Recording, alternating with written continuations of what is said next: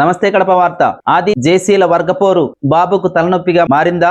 Rayalaseema thermal power project కలమల్లలో నిత్యం 3926 టన్నుల ఫ్లైయాస్ ఉత్పత్తి అవుతూ ఉంటుంది. ఈ ఫ్లైయాస్ ప్రైవేట్ కంపెనీలు మరియు సిమెంట్ కంపెనీలకు సరఫరా చేస్తూ ఉంటారు. నిత్యం వందలాది లారీలు ఇతర ప్రాంతాలకి ఈ ఫ్లైయాస్ ని చేరవేస్తూ ఉంటాయి. ఆర్టీపీపీ నుండి ఎల్ఎన్టీ సిమెంట్ ఫ్యాక్టరీకి జేసీ వర్గం ఫ్లైయాస్ చేరవేస్తుండగా బీజేపీ ఆదినారాయణ రెడ్డి ఈ నెల 15వ తేదీన అడ్డుకున్నారు. ఈ ఆర్టీపీపీ తమ నియోజక పరిధిలోనే ఉంది కాబట్టి ఫ్లైయాస్ తామే తరలిస్తామని, మా నియోజకవర్గంలో మీ పెత్తనం ఏంటని జేసీ వర్గీయుల వాహనాలను అడ్డుకున్నారు. ఇది జరిగిన తర్వాత మీకు సంబంధించిన ఇసుక సిమెంట్ వాహనాలను మా తాడిపత్రి నుంచి వెళ్లనీయమని జేసీ వర్గాలు అడ్డుకున్నట్లు తెలుస్తోంది. కడప ఎస్పీ విద్యాసాగర్ నాయుడు ప్రమేయంతో అడ్డుకున్న వాహనాలను జేసీ వదలడం జరిగింది. కానీ 26వ తేదీన ఆది వర్గీయులు ఆర్టీపీపీకి వస్తున్న జేసీ వాహనాలను అడ్డుకుంటున్నారని పోలీసులు అక్కడ పికెట్ ని ఏర్పాటు చేయడం జరిగింది.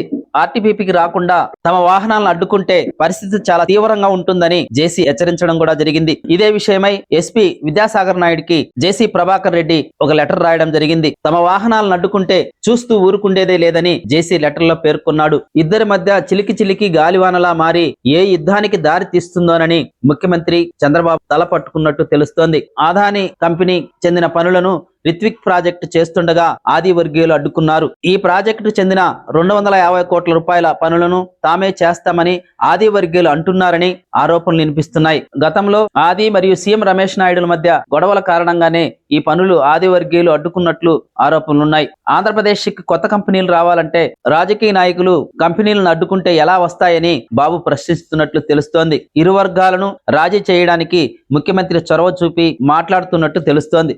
ప్రతి ఒక్కరూ తప్పనిసరిగా యూట్యూబ్ లోకి వెళ్ళి కడప వార్తను లైక్ చేయండి, సబ్స్క్రైబ్ చేయండి.